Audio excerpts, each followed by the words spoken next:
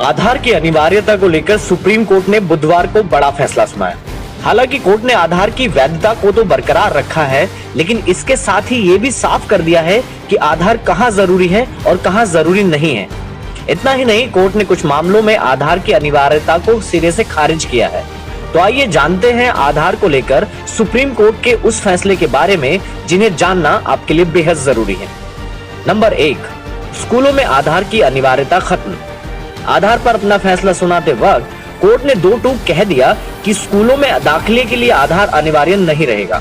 Court ने कहा कि 6 से 14 साल के बच्चों को आधार न होने की वजह से सर्व शिक्षा अभियान जैसे लाभ से वंचित न किया जाए।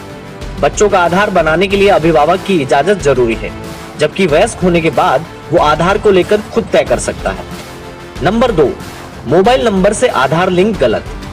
अगर आपको मोबाइल कंपनियों की ओर से अपने नंबर को आधार से लिंक कराने के मैसेज आ रहे थे, तो अब आपको इससे हमेशा के लिए छुटकारा मिलने वाला है, क्योंकि सुप्रीम कोर्ट ने आधार से मोबाइल को लिंक करने की अनिवार्यता खत्म कर दी है। कोर्ट ने मोबाइल नंबर को आधार से लिंक करने को असंवैधानिक बताया है। नंबर 3, बैंक से आधार लिंक जरूरी नहीं। मोबाइल नंबर की तरह अब बैंक अकाउंट को भी आधार से लिंक कराने की अनिवार्यता खत्म हो गई है।